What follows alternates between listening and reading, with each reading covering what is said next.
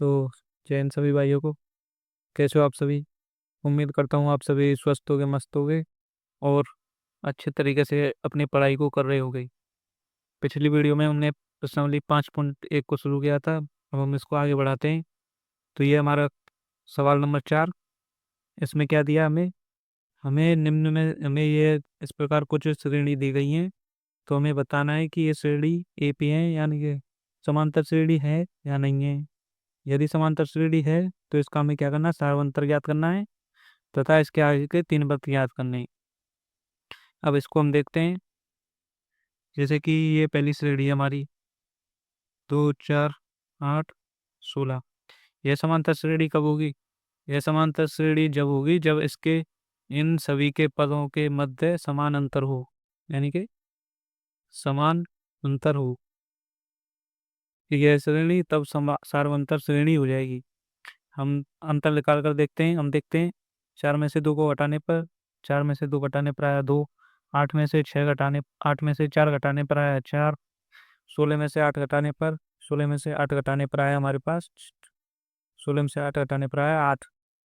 तो हम देखते हैं ये अंतर जो है सभी में समान अंतर नहीं है।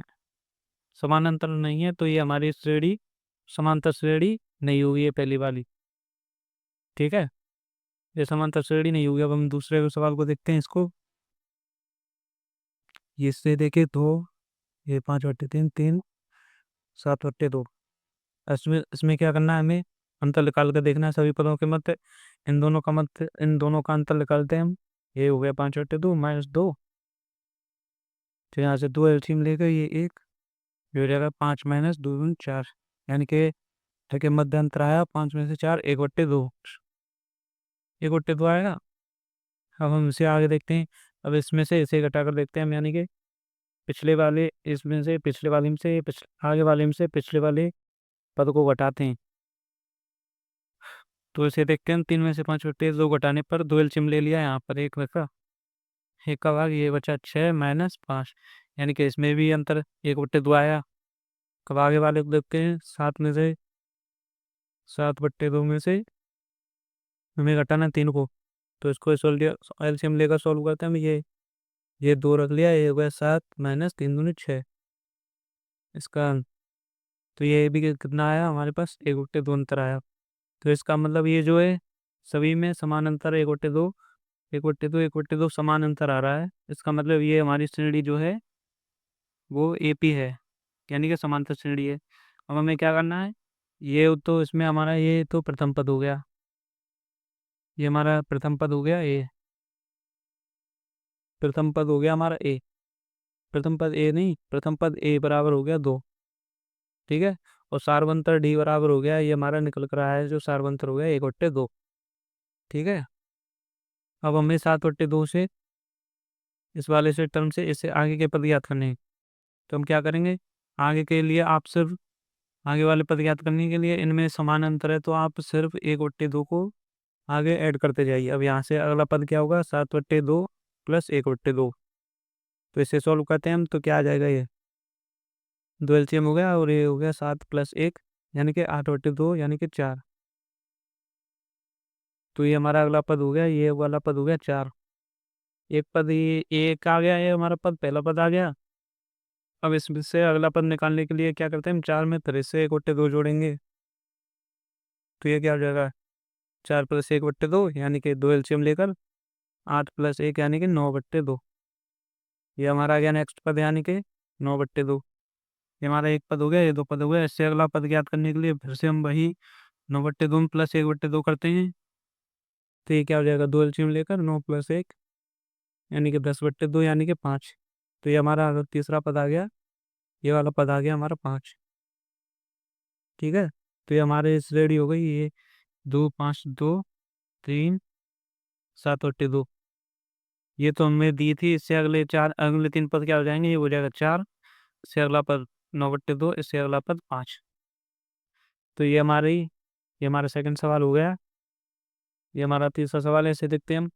तो वही एपी को चेक करने के लिए क्या करते हैं हम? इन पदों के मध्य एपी को चेक करने के लिए इन पदों के मध्य सभी के मध्य अंतर देखते हैं। तो हम इसे देखते हैं। ये हो गया -3/2, -3.2, तो इसमें से हमें ये घटाना है, -1.2। तो ये क्या हो जाएगा, ये हो जाएगा -3.2, और ये माइनस माइनस प्लस 1.2।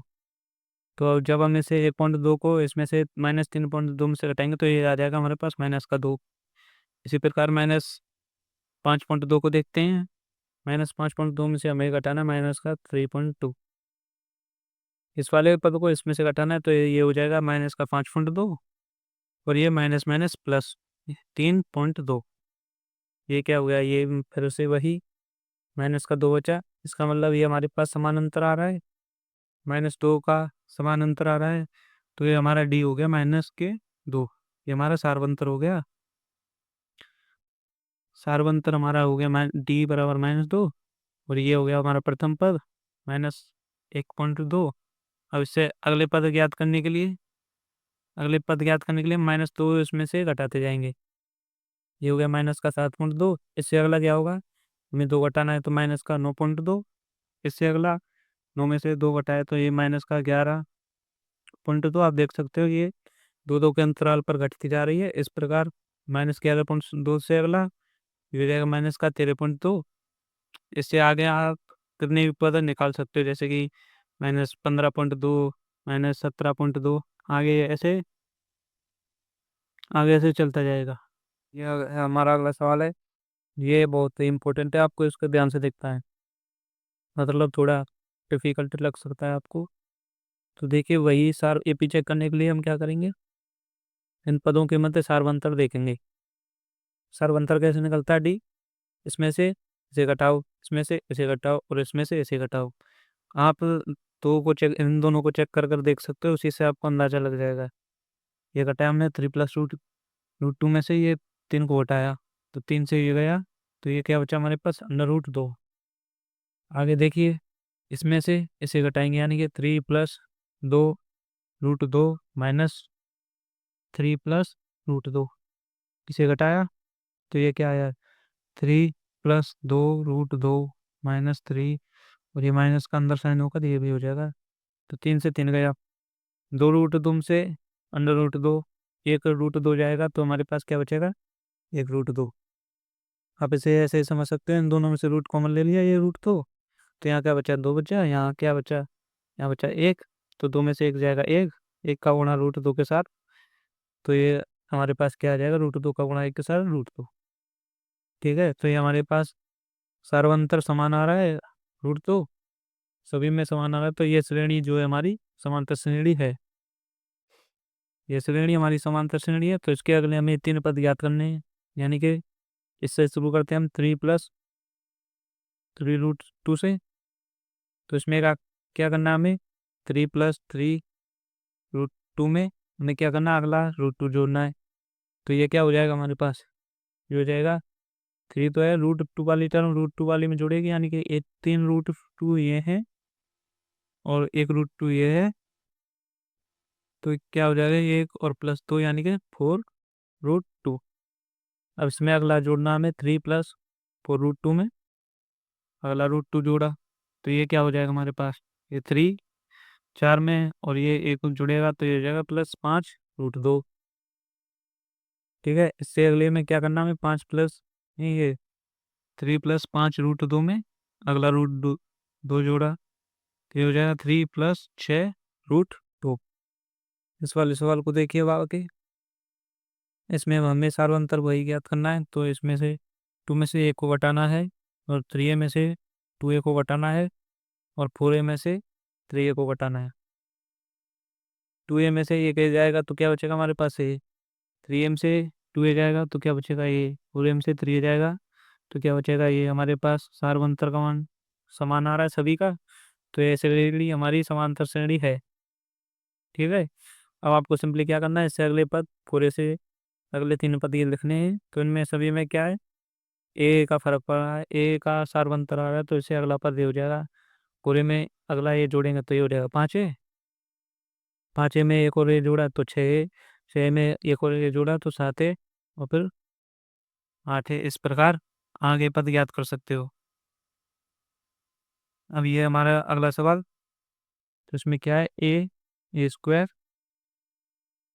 ए क्यू और A4 इसको चेक करना हमें ये समांतर श्रेणी है या नहीं है। तो वही करते हैं हम। डी के लिए क्या करते हैं, ए स्क्वायर में से ए को घटाना है, ए क्यू में से ए स्क्वायर को घटाना है, और ए फोर में से ए थ्री को घटाना है। अब यहाँ पर देखिए ए स्क्वायर में से ये नहीं जाएगा, ए स्क्वायर में से ए को घटाया, यानी कि इन दोनों में से ए कॉमन ले लिया, तो ये क्या बचा यहाँ पर, तो ए बच गया, यहाँ पर क्या बचा, -1। ठीक है। अब यहाँ पर देखते हैं हम, यहाँ पर क्या है, ए स्क्वायर इसमें भी है इसमें भी है, तो ए स्क्वायर यहाँ पर लिया, तो यहाँ क्या बचा है, ये तीन ए में से, ये मतलब है समझ लो ये ए ये तीन ए ऐसे हैं, तो इसमें से दो ये चले गए ए स्क्वायर, तो बचा क्या हमारे पास, ए बचा है, यहाँ पर क्या बचा, 1 बचा। ठीक है। इसी प्रकार ए की भी यहाँ कॉमन लिया, तो यहाँ भी a-1 बचा।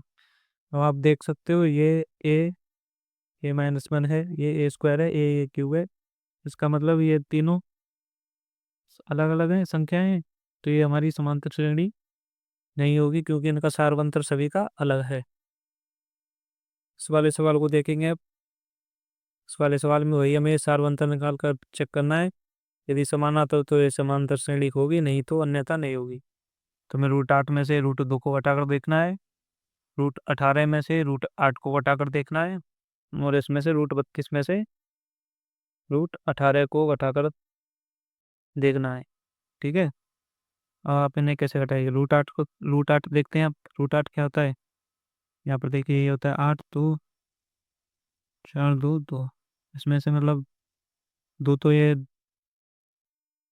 दो तो बाहर निकल आता है, और ये अंडर रूट में ये बचता है। √8 को इस प्रकार लिख सकते हैं, यानी कि 2√2 माइनस √2, ये हो गया। इसी प्रकार आप √18 को लिख कर देखिए, √18 को क्या लिख सकते हैं, दो, ये दो, ये 9 बार, नहीं ये 9 बार, ये 3 का भाग दिया, तो ये 3 का भाग 1, यानी कि ये 3 तो बाहर आ जाएगा, बचेगा क्या, अंडर रूट 2। तो ये क्या हो गया, 3√2 माइनस √8 क्या था, 2√2। इसी प्रकार √32 को भी निकाल कर देख सकते हो आप। इसे देखिए, ठीक है, 2√2 में से 1√2 जाएगा, तो क्या बचेगा हमारे पास, सिर्फ √2। इसी प्रकार 3√2 से 2√2 गया, तो हमारे पास क्या बचा, √2 बचा। इसी प्रकार आप 32 को चेक करेंगे, 32 को चेक करके देखिए, इसे 32 है, ये 1 बार, इससे 2 का भाग 8 बार, 2 4 2 2 1। इस प्रकार ये तो एक जोड़ा में ये निकल आएगा, ये निकल आएगा, इसका मतलब 4 बार निकला, और ये अंदर क्या बचा है, 4√2। ठीक है। यहाँ पर देखिए, तो ये बचा है 4√2 माइनस √18 क्या था, √18 था 3√2। 3√2, 4√2 में से 3√2 जाएंगे, तो क्या बचेगा हमारे पास, अंडर √2। ठीक है। तो ये हमारे पास समान अंतर आ रहा है, तो ये वाली श्रेणी जो है हमारी, ये एपी है, एपी है। तो इससे अगले पद क्या होंगे, अंडर √2 में क्या जोड़ना है हमें, √2 जोड़ना है। फिर इससे अगला पद क्या होगा, अंडर √3 √2 में, इस वाले पद में फिर से हमें √2 जोड़ना है। इसे निकाल कर देख सकते हैं, ये क्या है, अंडर √32 क्या है, 4√2, यानी कि 4√2 प्लस √2 क्या हो गया हमारे पास, 5√2 हो गया। ठीक है, 5√2 पहला पद। अब 5√2 में एक और √2 जोड़ा, तो ये हो गया हमारे पास 6√2। 6√2 में अगला पद जोड़ा, 6√2 में अगला पद √2 जोड़ने पर क्या हो गया हमारे पास, ये 7√2। ठीक है। इस प्रकार हम किसी भी सवाल को आसानी से चेक कर सकते हैं।